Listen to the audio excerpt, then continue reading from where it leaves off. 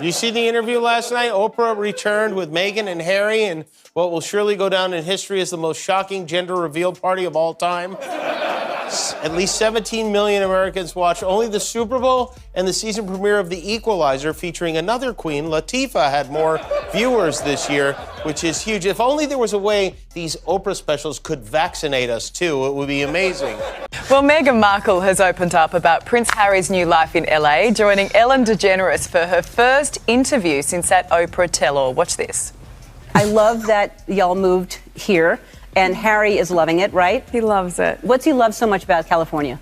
Well, we moved here during lockdown. I mean, exactly when things shut down. Meghan sounds polished. Again, perfect. She chooses her words carefully. In fact, they might be all scripted before she even hits recording.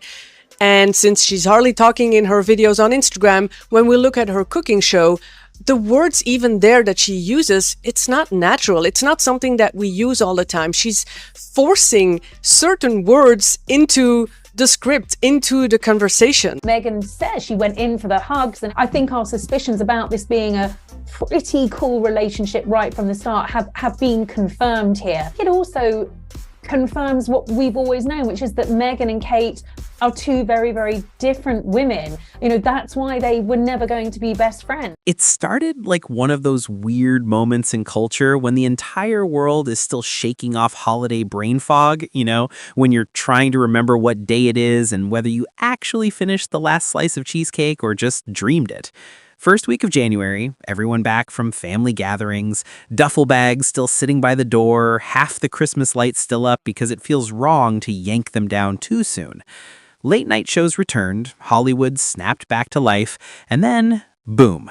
Jimmy Kimmel walked onto a stage with that grin he does, the one that says, "I'm about to be mean but in a fun way," except this time it wasn't fun for the person on the receiving end, because instead of easing into celebrity gossip or jokes about how influencers can't cook, he proceeded to unleash what might go down as the single most brutal mainstream takedown of Meghan Markle since the Oprah interview dropped years ago.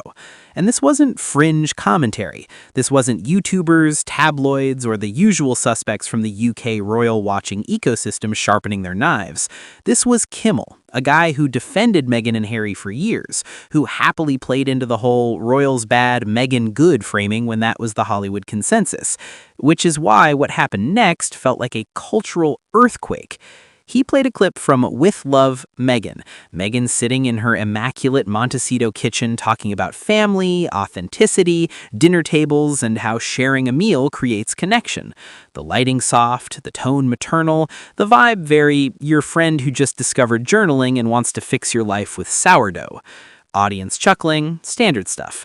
Then Kimmel cuts back to camera, straight face, and goes for the jugular. Beautiful Meghan, really touching. Quick question though, when's the last time you had dinner with anyone who actually knew you before you were famous? You could hear the inhale from the audience before the scream laughter kicked in. He kept going. Your Suits co-stars? Your family? Anyone at all? Standing ovation. People were howling, not because the joke was clever, but because the joke was true. That's when it hit everyone watching.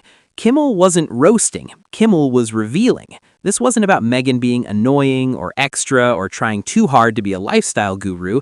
This was about the core contradiction people have tiptoed around for years. She teaches authenticity while burning every authentic connection she's ever had.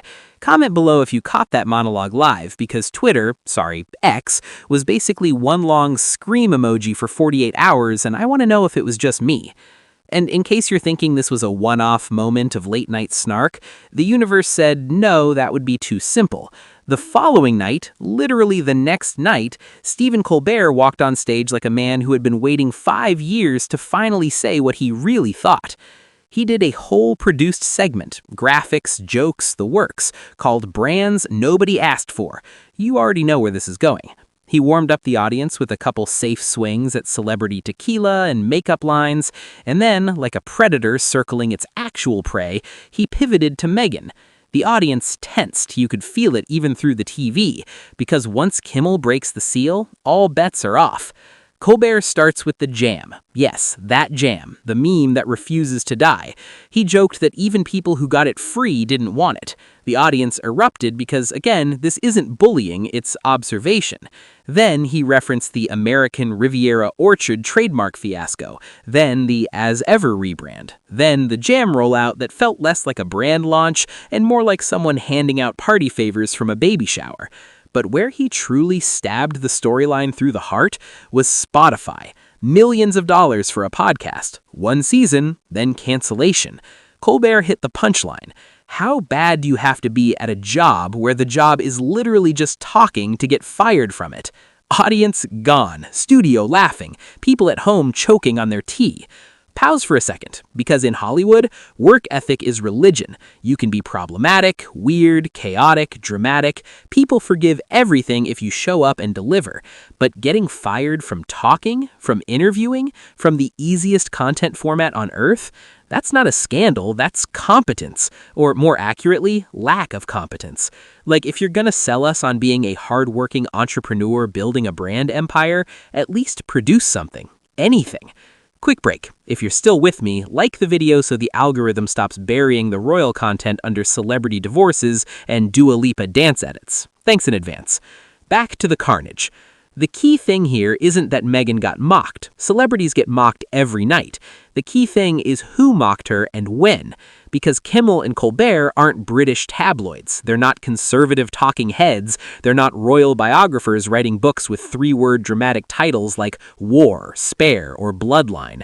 These are Hollywood liberals, Meghan's side of the chessboard, the people who defended her during the Oprah era, the people who eagerly portrayed Harry and Meghan as victims of a cruel monarchy and a racist press. And when your own side decides you're not worth defending anymore, that's not comedy, that's cultural repositioning.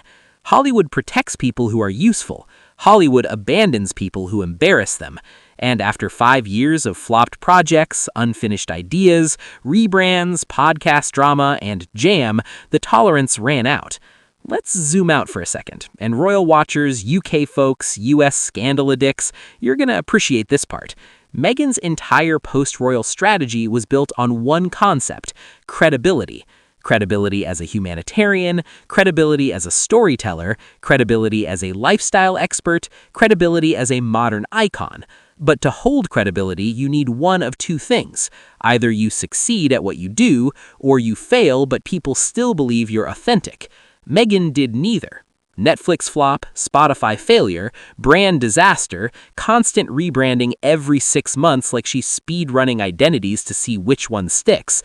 Actress, activist, podcaster, entrepreneur, Martha Stewart 2.0, lifestyle influencer, TBD. Yes, side note, if she launches a skincare line next, someone owes me money. But here's why late-night comedians finally felt safe to pounce. By January 2026, the failures weren't rumors or speculation. They were documented, real, public, measurable. Netflix had numbers, Spotify had contracts, the brand had sales, critics had reviews. Kimmel and Colbert don't swing without receipts, and they had receipts stacked taller than Harry on a California paddleboard. Subscribe if you enjoy slow burn scandals with ridiculous plot twists, because this one only gets better. The Meghan-Harry escape narrative always needed a payoff. When they left the royal family, the story they sold was, "We're leaving to build something meaningful and free and modern." Americans ate that up. Brits rolled their eyes. International audiences picked sides based on vibes. But here's the uncomfortable question lurking beneath all the headlines, documentaries, books, and podcasts. What did they build? Not what did they say they were building. What actually exists? Netflix doc? Flopped. Archetypes? Cancelled. Brand? Meme. Charity and activism? Mostly press releases. Hollywood credibility? Bleeding out like a Shakespeare character on Act 5. And then there's Harry, who walked away from a monarchy, a country, and a family for this career pivot. A pivot that keeps pivoting into nothing. Not to be dramatic, but imagine giving up being a prince only to end up in LA hyping jam jars and half-finished brand launches while comedians roast your wife for getting fired from talking. You don't have to hate them to admit this is absurd. It's objectively absurd. And Hollywood hates absurdity without payoff. Now here's the plot twist of all plot twists. Late-night mockery kills rebrands. You can PR your way out of scandals, lawsuits, racism accusations, family drama, and even hypocrisy. But you cannot PR your way out of being funny. Once comedians define you as a punchline, the public brain locks it in. Ask Gwyneth with Goop. Ask Anne Hathaway circa 2013. Ask Tom Cruise jumping on Oprah's couch. Mockery rewires perception. So now, every time Meghan launches something new, the audience won't ask, what is it? They'll ask, is it gonna flop? Every time she talks about authenticity, people will remember Kimmel asking about those missing dinner tables and vanished friendships. Every time she sells a brand, they'll remember Colbert deadpanning, how bad do you have to be at talking to get fired from it? That's cultural cement. Good luck chiseling out of that. Comment below if you think Meghan can stage another rebrand. Genuinely curious what the royal crowd thinks versus the US liberal crowd, because those opinions are wildly different. Here's my take. She could recover, but not through optics, not through documentaries, not through rebrands, only through actual competence and actual connection, which happens to be the two things Late Night just accused her of lacking. And that's why these two monologues matter more than all the press drama from 2020 to 2025 combined. Because the royal family can't destroy Meghan, the British tabloids can't destroy Meghan, Twitter can't destroy Meghan, but Hollywood absolutely can.